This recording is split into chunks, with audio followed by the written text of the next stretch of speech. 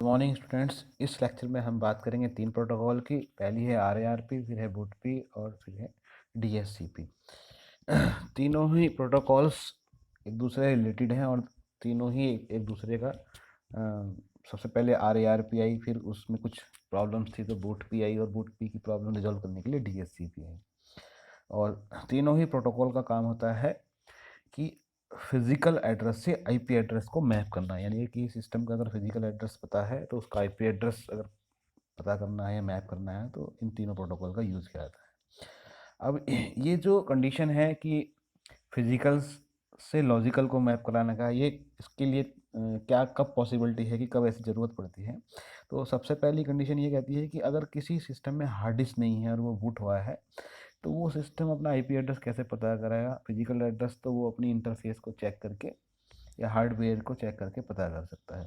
दूसरी कंडीशन ये होती है कि मान लीजिए किसी ऑर्गेनाइजेशन के पास इतने आईपी एड्रेस नहीं है कि हर एक सिस्टम को दिया जा सके, तो उसके लिए क्या होता है कि कुछ सिस्टम कुछ आईपी एड्रेस से ही काम चल सकता है, तो ऑन डिमांड वो आईपी एड्रेस हर एक सिस्टम को दे सकते हैं।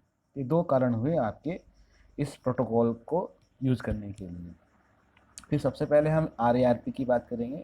तो RARP जो प्रोटोकॉल है वो काम करती है आपकी डेटा लिंक लेयर पे। और डेटा लिंक लेयर पे प्रोटोकॉल करती है, इसका काम होता है कि आपका मैप करना है कि अगर सिस्टम को ये नहीं पता है कि मेरा फिजिकल एड्रेस तो पता है मगर उसको अपना आईपी एड्रेस नहीं पता है, तो इसके लिए क्या होता है कि क्योंकि ये डेटा लिंक लेयर प्रोटोकॉल है, इसके लिए जिस भी सिस्टम को ये पता करना है कि मेरा आईपी एड्रेस क्या है, वो क्या करता है कि एक रिक्वेस्ट को, जैसे RARP रिक्वेस्ट कहते हैं, वो ब्रॉडकास्ट कर देता है नेटवर्क में, लोकल नेटवर्क में। और उस नेटवर्क में जब ये रिक्वेस्ट सबके पास जाती है तो जो भी मशीन ऐसी है जिसके पास आईपी एड्रेस पता है सारे मशीन्स का, तो वो उसको रिप्लाई कर देती है। उसको RARP रिप्लाई मैसेज कहा जाता है। इसका मतलब ये हुआ कि ये एक क्लाइंट सर्वर बेस्ड प्रोग्राम हुआ कि जिस मशीन को अपना एड्रेस पता करना है उसके पास क्लाइंट RARP प्रोग्राम होना चाहिए, और जिसको रिस्पॉन्ड करना है उसके पास सर्वर RARP प्रोग्राम होना चाहिए। बट इसमें क्या प्रॉब्लम क्या है इस प्रोटोकॉल के साथ, कि ये डेटा लिंक लेयर की प्रोटोकॉल है। डेटा लिंक लेयर के प्रोटोकॉल का मतलब क्या है कि ये जो रिक्वेस्ट है ये नेटवर्क के बाहर नहीं जा सकती है। यानी कि अगर मेरा जो सर्वर है जिसके पास सारे आईपी एड्रेस हैं, वो अगर नेटवर्क के बाहर इंस्टॉल है तो वो उसको कैसे सॉल्व नहीं कर पाएगी। इसके लिए फिर क्या करना होगा कि हर एक सबनेट पे या नेटवर्क के पर एडमिनिस्ट्रेटर को अलग अलग सर्वर इंस्टॉल करने पड़ेंगे जिनके पास आईपी एड्रेस का पूल होगा। तो ये पॉसिबल नहीं है, इसलिए ये जो प्रोटोकॉल है ऑलमोस्ट ऑब्सोलीट हो गई है। इसके रिप्लेसमेंट के लिए दो प्रोटोकॉल आई हैं, पहली है बूटपी, दूसरी है DHCP। अब बूटपी में क्या होता है कि बूटपी जो प्रोटोकॉल है ये क्लाइंट सर्वर बेस्ड प्रोटोकॉल है और ये एप्लीकेशन लेयर प्रोटोकॉल है। जैसे मेरी RARP data link layer protocol थी, ये मेरी एप्लीकेशन लेयर प्रोटोकॉल है। और एप्लीकेशन प्रोटोकॉल में जो एडमिनिस्ट्रेटर है नेटवर्क का, वो क्लाइंट और सर्वर को, जो क्लाइंट मशीन है और सर्वर मशीन है, वो एक ही नेटवर्क के अंदर हो सकती है और अलग अलग नेटवर्क के अंदर हो सकती है। अब मान लिया किसी कोई मेरे पास क्लाइंट है और उस क्लाइंट को ना तो अपना आईपी एड्रेस पता है और ना ही सर्वर का आईपी एड्रेस पता है।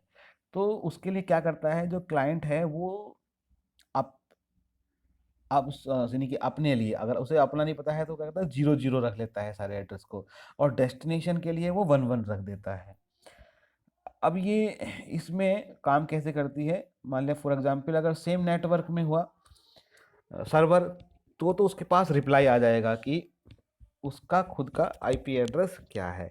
मगर अगर वो अलग नेटवर्क में हुआ जिसके पास सारे आईपी एड्रेस हैं, उस जो बूट पी सर्वर हम कह रहे हैं वो अगर अलग नेटवर्क में हुआ, तब उसके लिए वो कैसे काम करता है।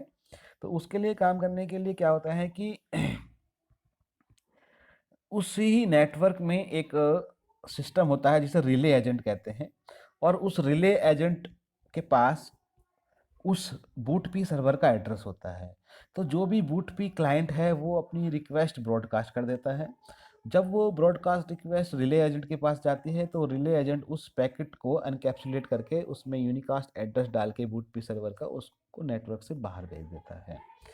फिर ये यूनिकास्ट रिक्वेस्ट उस सर्वर के पास पहुंच जाती है जो बूट पी सर्वर जहाँ भी जिस नेटवर्क में है, और उसको ये पता चल जाता है कि ये रिले एजेंट से रिक्वेस्ट आई है, तो वो उस रिक्वेस्ट को सॉल्व करके उसके आईपी एड्रेस को रिले एजेंट के पास भेज देता है।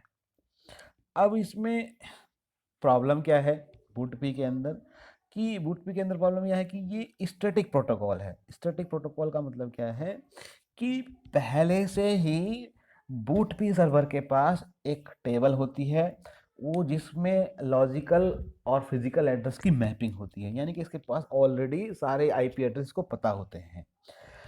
अब अगर मेरा जो कंप्यूटर है या मेरी डिवाइस है, जो मशीन है, अगर वो मूव कर रही है एक नेटवर्क से दूसरे नेटवर्क में, तो उस पे फिर इश्यू आ जाता है, उसको आपका बूटपी सॉल्व नहीं कर सकता है। कि अगर किसी को मान लिया ऑन डिमांड आईपी एड्रेस चाहिए दूसरी लोकेशन पे जाके, तो वो ये बूटपी सर्वर नहीं दे सकता है। उसके लिए जो दूसरी प्रोटोकॉल है उसका नाम है डीएससीपी, इसको हम बोलते हैं डायनेमिक होस्ट कॉन्फ़िगरेशन प्रोटोकॉल। ये काम करती है कि अगर होस्ट मूव भी कर रहा है तो ये डायनामिकली आईपी एड्रेस दे सकती है किसी भी मशीन को। तो ये दो तरीके से काम कर जाती है, ये स्टैटिक भी काम कर सकती है और डायनेमिक भी काम कर सकती है, दोनों मोड में काम कर देती है। अगर ये स्टैटिक मोड में काम कराना है तो ये एज ए बूट पी काम कर लेती है, यानी कि इसकी capacity as a backward compatibility का ये बूट पी की तरह बिहेव करने लगती है।